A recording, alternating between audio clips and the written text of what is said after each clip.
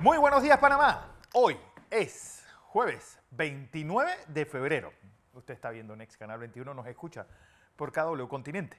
Bueno, un día en el que estamos pendientes de esta audiencia a la diputada o a la candidata presidencial, a la alcaldía de San Miguelito, Zulay Rodríguez.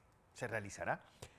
La ministra de Educación dio ayer una alteración al calendario escolar. Atención porque los alumnos de premedia y media entrarán el 11 de marzo. Esto en las escuelas oficiales. Todo en un día en el que podrá Trump participar en las elecciones primarias republicanas en el estado de Illinois, después de ese fallo de un juez. Y un día en el que Cuba por primera vez pide ayuda a la organización, al Programa Mundial de Alimentos para mantener la entrega al menos de 1 kilo de leche en polvo a menores de 7 años. Don José. Buenos días, don Fernando. Buenos días. Buenos días a toda nuestra audiencia que nos sigue en KW Continente Radio y en Canal 21 Next TV. Hoy, el último día del segundo mes del año 2024. Y entramos mañana, al 1 de marzo, en lo que yo llamo, aquí con Fernando, conversando en la mañana muy temprano, el arranque real de la campaña. De esta campaña. Bien, algunas cosas están pasando y quisiera que ustedes las pongan en el contexto, porque ellas tienen influencia en la República de Panamá. No por gusto, nosotros somos el país de nuestra América con más contactos en los puertos internacionales del mundo. ¿Ah? Y nuestras relaciones comerciales con más de 177 países nos colocan en la geografía de la economía marítima y nos colocan entre los primeros países geográfica y políticamente importantes. Lo sepamos o no lo sepamos, esa es la realidad. ¿Por qué le cuento esto? Miren lo que le voy a explicar. Las autoridades cubanas, y usted me pregunta por qué hablar de Cuba, porque eso tiene que ver con lo que le estoy diciendo. Desde hace más de 3 o 4 semanas, en forma anónima y secreta, como todo lo que hacen ellos, estaba pidiendo a la ONU, al programa de alimentos, el PCM, ayuda urgente para alimentos. Es la primera vez en la historia de ese proceso, que lleva 65 años de fracaso tras fracaso, que entra a pedir ayuda alimentaria. ¿Y qué pide? Pide leche. Leche, urgentemente, porque no hay leche para los niños menores de 7 años. Y entonces el programa de alimentos le ha mandado a Cuba ya. Ya está llegando a Cuba, ya está en Cuba. 147 toneladas, 147 toneladas de leche en polvo. 140, pero que alcanza para el 6% de los niños menores de 7 años a los cuales pretende darle 1 kilogramo de leche en polvo por mes. No hay leche en Cuba para los niños. El lugar donde había más vacas que población hace 60 años, ¿no? Además, ayer la televisión, y todo esto que yo les estoy diciendo, viene de la televisión cubana. Y cuando ellos dicen algo, usted puede asumir que la información que tiene el gobierno es más dañina para ellos. Para este gobierno y para cualquiera. Además, a partir de este fin de mes, no hay pan suficiente. Solo se producen 250 toneladas, se procesan de trigo para producir harina en Cienfuegos. Harina de Cienfuegos. No hay trigo para procesar. Entonces el pan lo mezclan con calabaza y usted viera las imágenes de los panes estos. Yo creo que en Panamá nadie se lo comería. ¿Okay? Esto obligó a Cuba a pedir ayuda, porque el problema de la alimentación y la falta de la misma, de los ingresos, recuerde que Cuba importa el 80% de su alimentación. Únale al problema de la alimentación el problema de la falta de luz. Ayer el Ministerio del Interior sacó un comunicado en donde racionan la energía y dicen, no vaya a trabajar, y entonces si tú no vas a trabajar, ¿qué está funcionando? no hay suficiente energía y le están racionándola. Los hornos no se prendan. ¿Quiénes prenden el horno de Cuba? Si no hay materia prima. Hay un orden de racionamiento de la energía porque no hay petróleo. Además de eso, la construcción de vivienda. La gente vive hacinada en familias grandes, en pequeños espacios, porque los muchachos cuando se casan no tienen dónde ir. Entonces, ¿dónde van? Donde los papás. Y se Cada quien vive en un cuarto. una promiscuidad enorme y la conflictividad que hay en todo esto. Este país está en su peor momento desde el punto de vista económico, político y social. Fíjese lo siguiente que le voy a contar, porque esto yo se lo he venido hablando, pero esto oficialmente ya está en el mundo. El FE hizo un gran trabajo, la agencia española, para sacar toda esta información de Naciones Unidas, porque estaba oculta, pues. Pero fíjese lo que le voy a contar. Usted recuerda que le informamos que el ministro de Relaciones Exteriores de la Federación Rusa estuvo en Cuba. Lavrov. Pero preste la atención a este nombre que le voy a dar. Nicolás Patrushev. Ayer, el martes estuvo en Cuba, ayer estuvo en Nicaragua. ¿Quién es este señor? Este es un general del ejército, uno de los hombres más influyentes en Rusia. Está entre los top 10 de Rusia. Es un hombre de mayor confianza de Vladimir Putin. ¿Quién es él? Este general fue el que dirigió la FSB, la que sustituyó a la KGB. Es un hombre de la inteligencia rusa, estratégica. Es un hombre claramente antioccidental, antinorteamericano. Y llegó a Cuba y la televisión cubana, no la televisión de Miami, ni nosotros aquí en NET, no, nosotros no tenemos esa imagen porque no tenemos el permiso.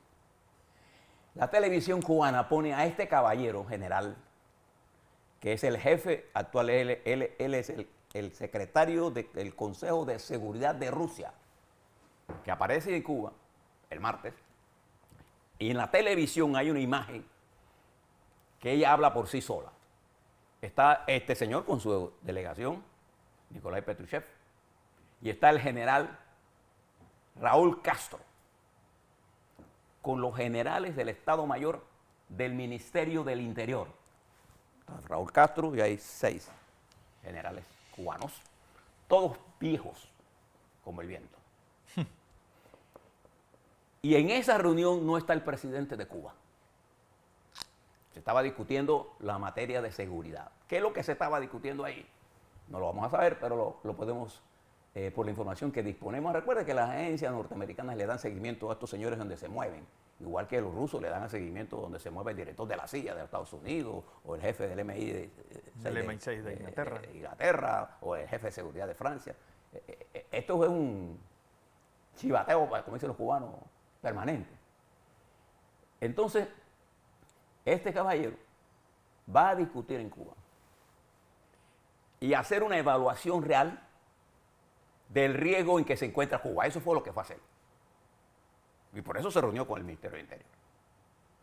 Porque Cuba le debe a Rusia todo. No le pagó las deudas que tiene, ni le va a pagar porque no tiene con qué pagar. Pero Rusia no quiere perder la cercanía de Cuba a los Estados Unidos. Porque en Cuba funcionan los sistemas de escuchas telefónicas rusos contra los Estados Unidos. Y las grandes denuncias, se recuerdan en las elecciones pasadas, de las intervenciones electrónicas en las elecciones de los Estados Unidos. Entonces, por eso es que los Estados Unidos están tomando contramedidas al respecto. Esto lo saben los norteamericanos con exactitud. Este caballero vino a hacer una evaluación porque la situación de Cuba es de una magnitud muy seria. Nunca este proceso, que ya no es ninguna revolución, esto es lo que es un asalto al poder de unos militares que son multimillonarios y que esta gerontocracia quiere conservar el poder y mantener al pueblo subjugado. Y están presionando para que la gente salga. ¿Por qué? Porque la gente que sale hacia los Estados Unidos, ¿qué es lo que hace? ¿Envía qué cosa? Dólares a los Estados Unidos, perdón, a Cuba. Entonces, este vino a hacer una evaluación de lo que está pasando. Pero no contento con esa evaluación cubana. Por eso aparece esa imagen que dice mil cosas. ¿Cómo es que se está discutiendo, Fernando, la suerte y la seguridad del país y no está el presidente de la República? ¿Ah? Eso pasa. Porque quien manda en Cuba son los que estaban ahí. Claro, faltaban los generales del ejército. Los otros dos, que son de 90 años.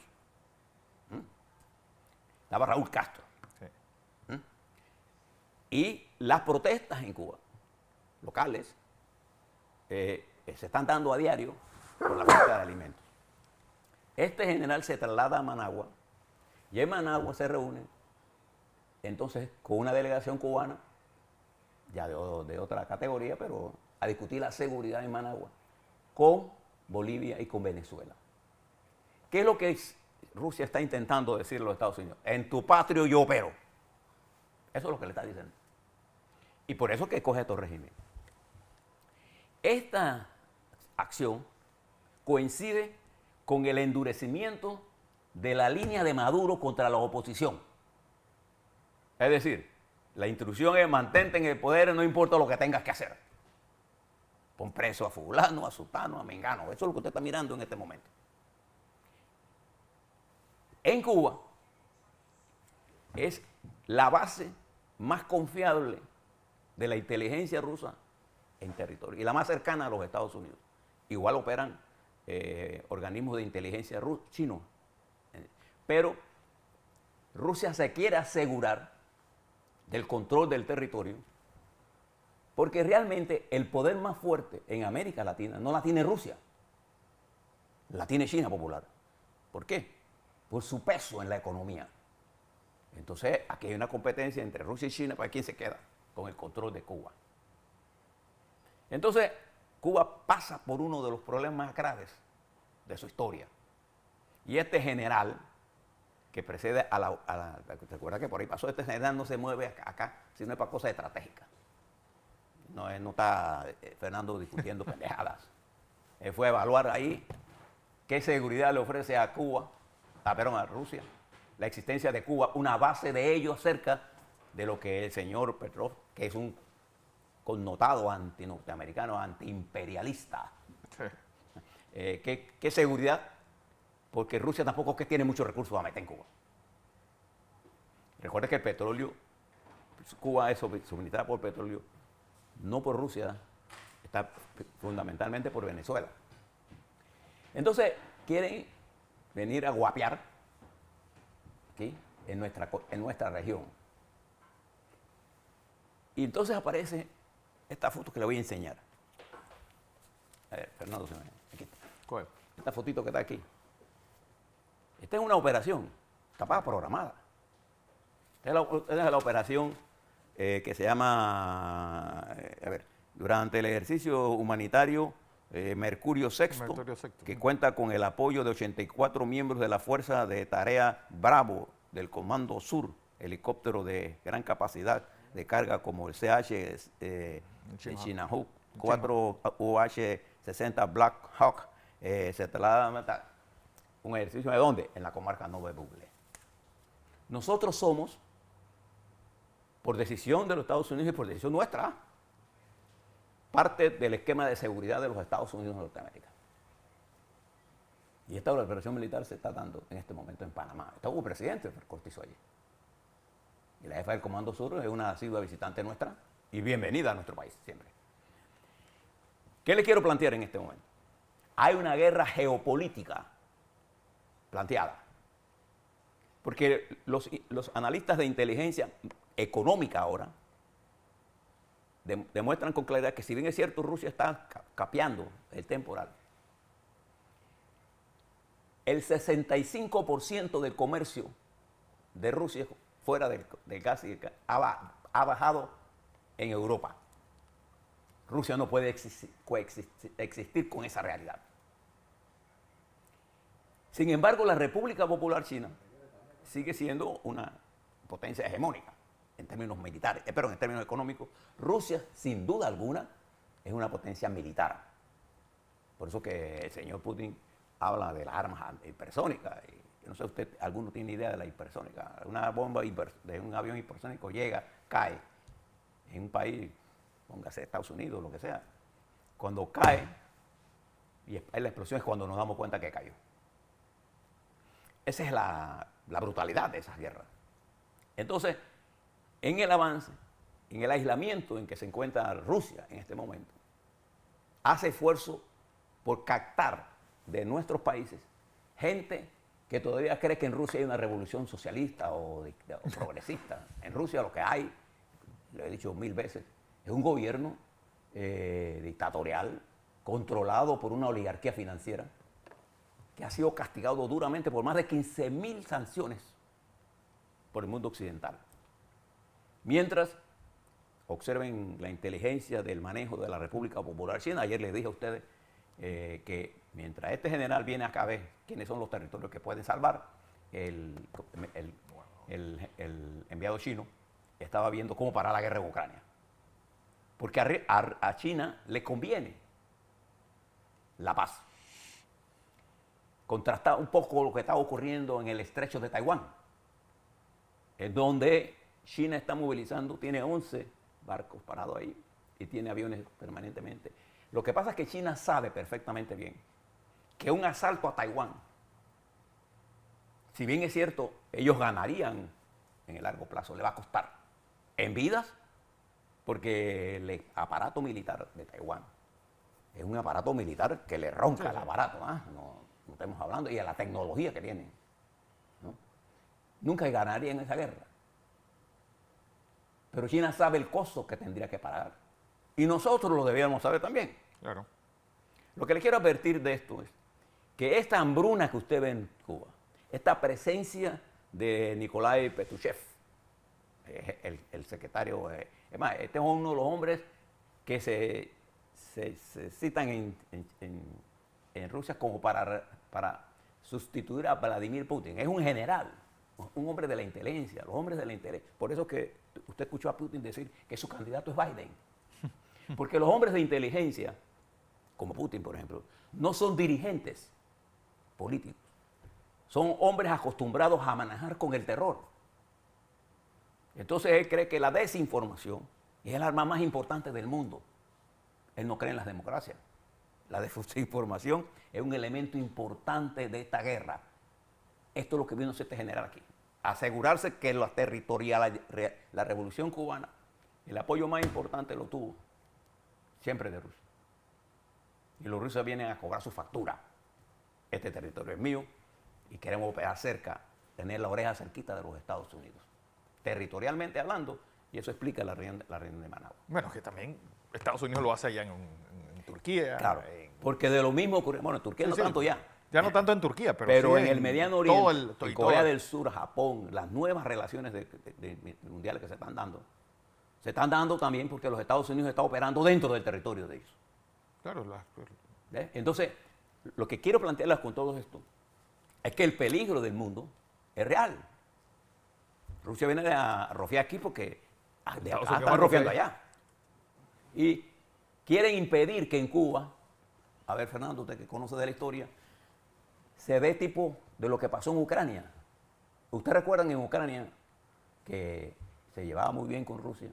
¿Qué fue lo que antes? La Revolución Naranja. En 2014. ¿Se acuerdan? Y en Georgia, la Revolución de las Rosas. Sí. ¿Se acuerdan? Entonces, ellos vinieron a evaluar si eso es lo que está pasando en Cuba. Si están a punto de una revolución. Porque es que el hambre ya no le deja más ninguna opción a los cubanos. Prestemos la atención, porque aquí no está Fidel Castro. Aquí hay un Raúl Castro de 90 y pico años y los tres generales estos, más de 90 años, tienen el reloj pagado en la revolución. Y los hijos de ellos y los nietos de ellos ostentan una riqueza que insulta al pueblo cubano. ¿Les das cuenta? Entonces, ahí la posibilidad, por eso estaba ese señor allá el martes, y por eso se está hablando de esto, porque estamos en medio de una confrontación geopolítica. ¿Podríamos entender eso entonces? Debemos entenderlo, Panamá. ¿Por qué? porque nosotros jugamos parte de la geografía de esa nueva estrategia mundial. Observe lo siguiente. Ayer Fernando le habló a ustedes de que llegó a Venezuela Salvatore Mancuso. Colombia. Perdón, a Colombia. Entonces usted se preguntará, bueno, ¿y por qué Fernando trajo eso? Con mucho tacto y con mucho concepto estratégico. Él le habló, Fernando, ayer de esto. Porque Salvatore Mancuso, que cumplió 15 años en cárceles norteamericanas, que lo sacó Uribe, antes de que hablara. Uribe era presidente. Y no hay la menor duda que el presidente Uribe es uno de los políticos más influyentes en Colombia. Sí. No se engañen en quién es Sigue siéndolo. Sí, es uno de los hombres más influyentes. Entonces, este hombre regresa y ya está en Colombia. Bajo estrictas medidas, está en la picota, pero está aislado en una celda protegida por más de 60 hombres de seguridad, con todo un aparato de protección. Pero este hombre tiene detrás de su espalda un tiro al blanco. Alguien, en algún momento. Miren lo que pasó hoy esta madrugada en Valencia, España. Mataron a uno el único sobreviviente de una de las familias pues más relacionadas al crimen organizado de Barranquilla. Apareció con 3 personas muertas dentro de un carro. Este caballero tiene en la espalda de él una diana. Ahí tiene el Una dibujo diana. de un tiro al blanco. Entonces, este hombre conoce, él solo, Mancuso, es responsable de más de 1000 muertes. Él. Y él conoce las órdenes que recibió. ¿Y de quién? Y de quién las recibió. Y de qué presidente la recibió. Y la estructura militar. Y cuánta gente se mató. Está en Colombia. Y llega en el momento, porque acuérdese que hubo una vez un pacto entre la guerrilla, entre comillas, del ELN y de la FARC y los paramilitares, incluso para el asalto en el Congreso colombiano. Ajá. Se hizo con combinación para crear problemas. Entonces este es un hombre que su propio conocimiento lo convierte en un desestabilizador. Y eso está ocurriendo en estos momentos que Fernando ayer con mucho concepto estratégico se los mencionó a ustedes. Bueno, este hombre está dispuesto a aguantar todo lo que sabe. El problema es si llega a estar lo vivo. logrará. Mientras eso está ocurriendo, se está forzando la situación en América Latina. Observe lo que les dije del presidente Noboa.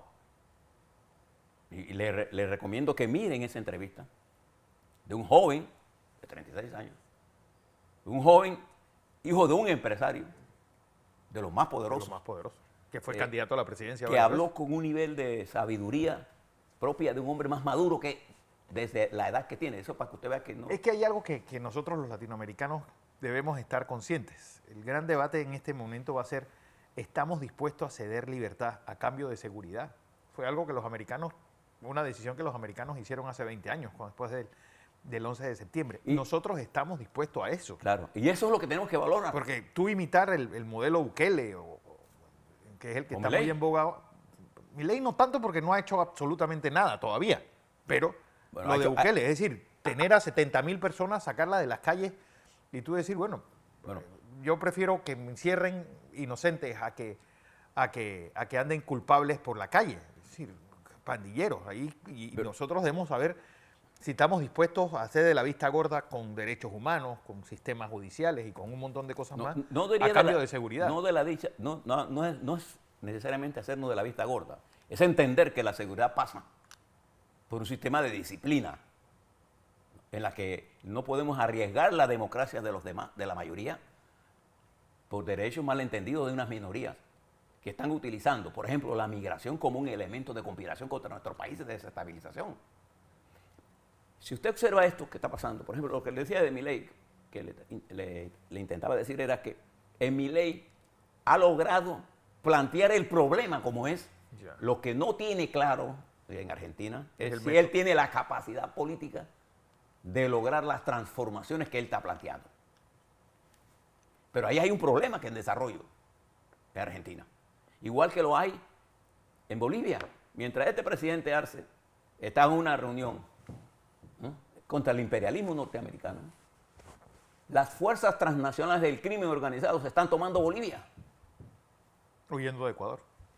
huyendo de Ecuador y replanteándose una estrategia global que no tiene la democracia norteamericana. Y los norteamericanos no tienen una verdadera estrategia para manejar América Latina. Nunca la han tenido. O sea, No es que nunca la han tenido. Más cerca de eso, una estrategia la tuvo el presidente Carter cuando negoció los tratados Sí, Torrijos pero Carter. negoció los tratados Torrijos Carter a cambio de llenar Suramérica de dictadores. Pero no olvidemos que Videla, Pinochet, el de Uruguay y Brasil Pinochet estaba antes de Carter. estaban en el momento, pero de besos y abrazos con la CIA y todas las operaciones de Estados Unidos en Sudamérica. Es decir, lo de Pero Carter tiene dos Pero fue dos el caras. punto más cerca de una estrategia.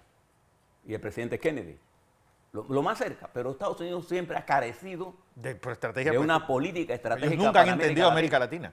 Porque América Latina tiene todo lo que Estados Unidos necesita. Y es el caso porque Estados Unidos ni siquiera entiende a China.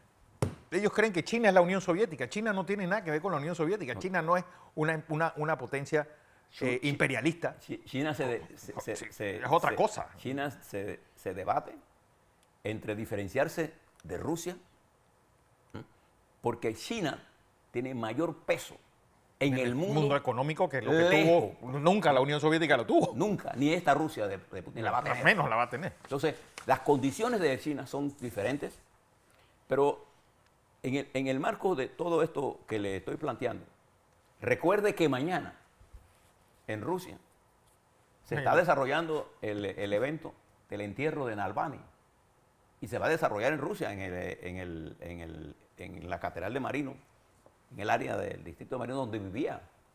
Y vamos a ver lo que va a ocurrir, porque este es el muerto que realmente compite en las elecciones de Putin.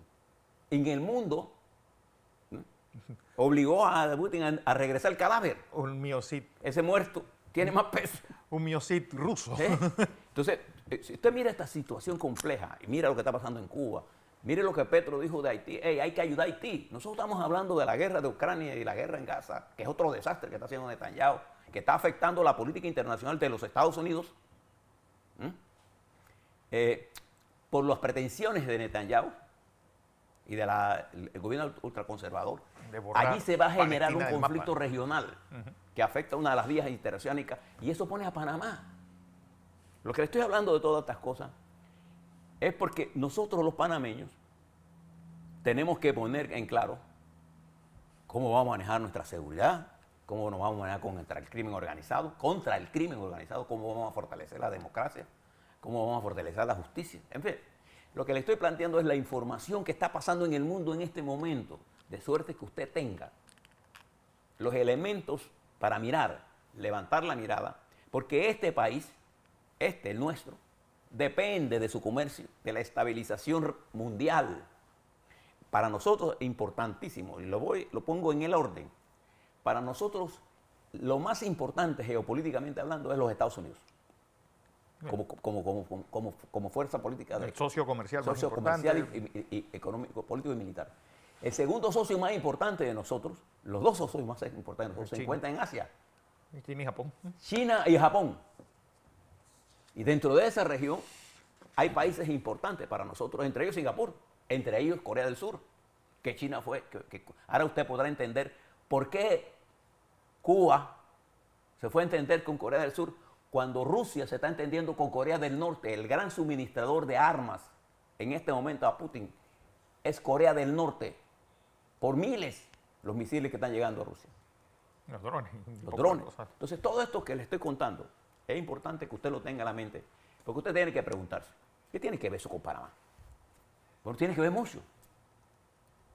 Porque nosotros estamos en el escenario de América Latina, que es uno de los de más disputas. Estamos en el momento en la que se está produciendo una situación prerevolucionaria en Cuba, no porque haya armas, sino porque el pueblo no tiene que comer. La situación de Cuba es extremadamente seria. La de Venezuela es extremadamente seria, por eso la dureza de Maduro no obedece a ninguna concesión geopolítica. Él no tiene ninguna cosa en la cabeza. Él lo que sabe es que si sale de allí, él va a ir preso. Se acabó, no nos vamos a engañar. Entonces, todas estas cosas están ocurriendo en dos países nuestros. Costa Rica es uno de los países que usted no le está prestando atención, pero uno de los países más afectados, no sé, por esta ola que hay en el mundo. Costa Rica está siendo objeto del ataque, de la estrategia multilateral que está desarrollando el crimen organizado. Y en México hay elecciones en junio. Nosotros tenemos en mayo.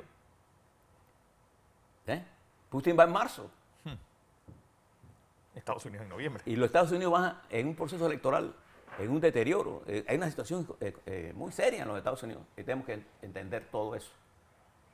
Porque de eso se trata la elección de mayo. A la vuelta, vamos a hablar qué está ocurriendo en nuestro país. Le quiero hablar de un tema central. ¿Cuáles son los medios más efectivos en esta campaña de los próximos 65 días? Porque creo que hay una equivocación estratégica en el concepto que están teniendo las campañas como respecto a cómo se informa usted. ¿A qué mira usted todos los días para formar su opinión? Por ejemplo, las campañas están haciendo un trabajo, las campañas de las grandes campañas. Cuando hablo de las grandes campañas me estoy refiriendo a los partidos grandes, los partidos que tienen más de 100.000 adherentes, que están movilizándose, pero que están usando solo un medio para tratar de comunicar lo que en forma actual está dejando a más del 60% del electorado sin la información necesaria para la elección. Ahora le explico. A la vuelta, Fernando. Así es.